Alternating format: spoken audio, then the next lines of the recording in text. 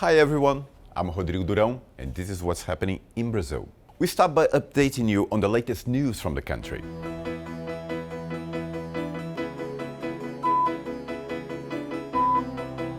Recent reports reveal a planned coup in Brazil, with military officials discussing a civil war to keep former President Bolsonaro in power. Audio recordings obtained by the federal police show high-ranking officers orchestrating steps to prevent Lula from taking office in 2022. They also direct attacks on dissenting military officers. The coup failed for lack of support from the army and the air force. The investigation continues. This week, the Belo Horizonte City Council in Minas Gerais unanimously approved a climate policy. The law focuses on reducing carbon emissions and promoting clean energy. It also ensures sustainable buying practices and proper disposal of solid waste. The aim is to enhance the city's environmental resilience. This week, the University of Pernambuco in Recife celebrates its 59th anniversary. As part of the celebrations, the institution honored students and staff that were persecuted during Brazil's dictatorship from 1964 until 1985.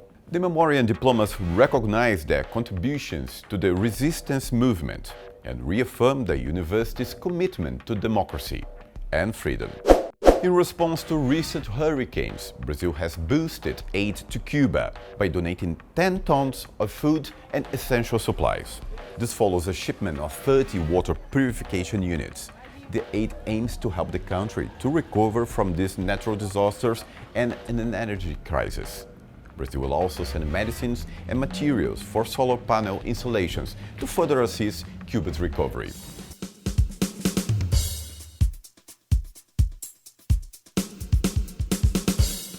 Today's story of the week covers the G20 summit, which last week brought together the world's 20 largest economies in Rio.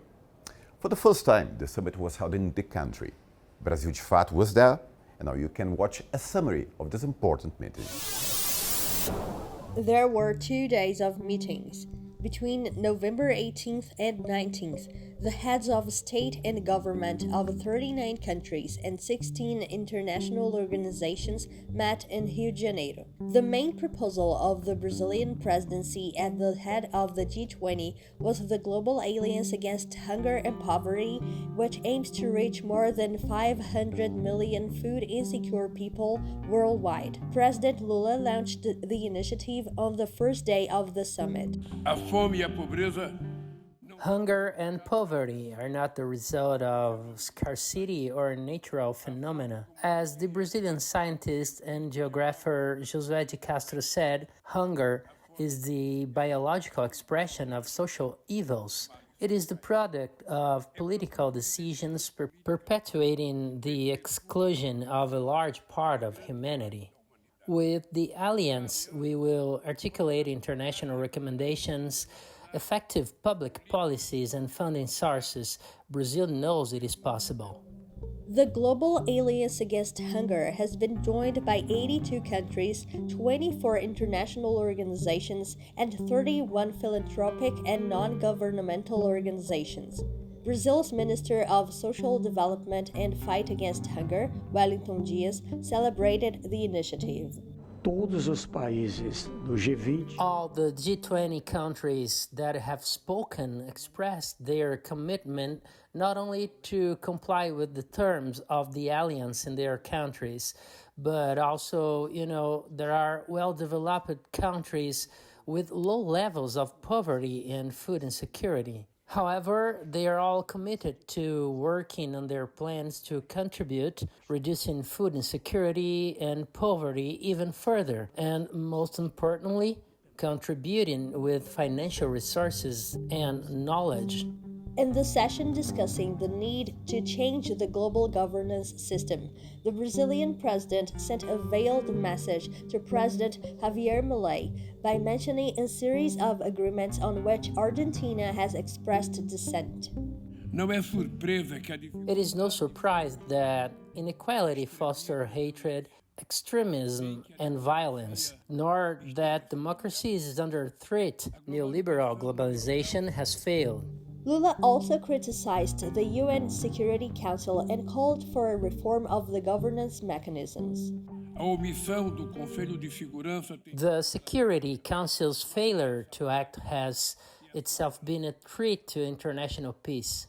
The indiscriminate use of the veto makes the Council hostage to the 5 permanent members. From Iraq to Ukraine, from Bosnia to Gaza, the perception is growing that not every territory deserves to have its territorial integrity respected, and not every life has the same value. Disastrous interventions have overturned order in Afghanistan and Libya. Indifference has relegated Sudan and Haiti to oblivion. Unilateral sanctions produce suffering and affect the most vulnerable people. The second day was dedicated to debate on how to curb climate change and protect the most vulnerable populations. President Lula called on rich countries to reduce the deadline for meeting the targets set by the UN's 2030 agenda. I propose that the developed members of the G20 move their climate neutrality targets from 2050 or 2040 or even 2045 without assuming their historical responsibilities. The richest nations will have no credibility to demand from the others ambitious results. At the end of the summit, Brazil handed over the temporary presidency of the G20 to South Africa, which will lead the bloc for the following year.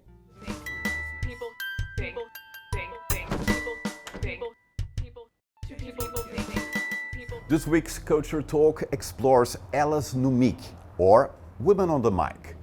Born during the pandemic, this project boosts female leadership in the hip-hop scene in Brazil's Federal District. Tune in to see and hear how the rhymes in Portuguese echo the demand for equality.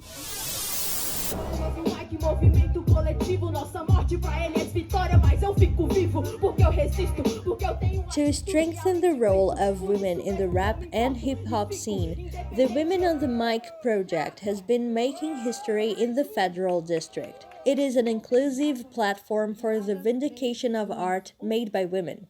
The project also seeks to prioritize the promotion of gender equality, female empowerment, visibility, and female representativeness in a predominantly male musical genre.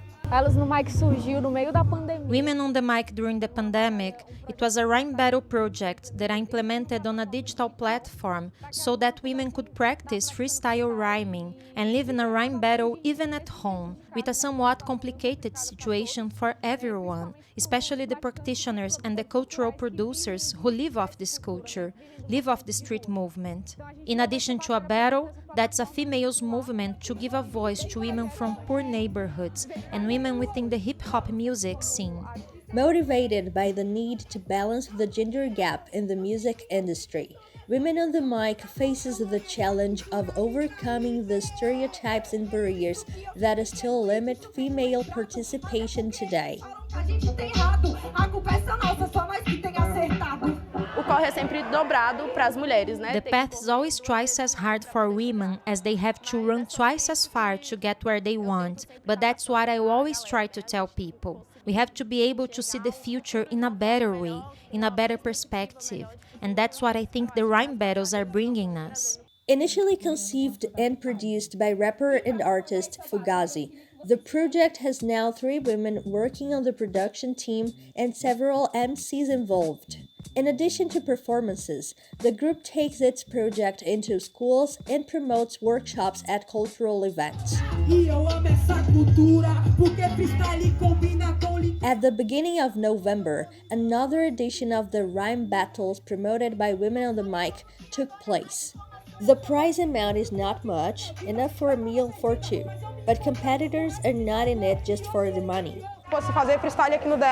For me, doing freestyle here in the Federal District is also rewarding, bringing this visibility to women, even for those who don't rhyme, bringing this female presence. Today, Women on the Mic, one of our achievements, is a battle only with women and diversity. It was very cool. There were 8 big names on the local scene, and they were beautiful battles. We feel very comfortable bringing up topics that we don't usually feel at ease to address in other rhyme battles, that people don't embrace as much. Here I felt very open to bringing up these issues that are so important and relevant for us to deal with. With lyrics that address themes such as female empowerment, self-esteem, and social criticism, the MCs and rappers are conquering the local scene and paving the way for other women who wish to pursue a music career.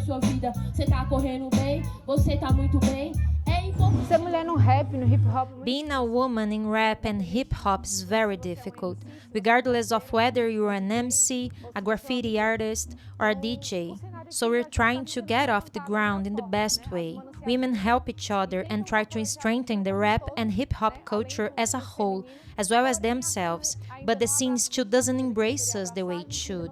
We still don't have the space we should have, but we're always struggling.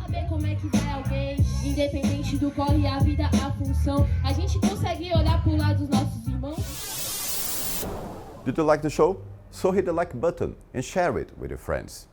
Don't forget to subscribe to our channel to receive notifications. We'll see you next week.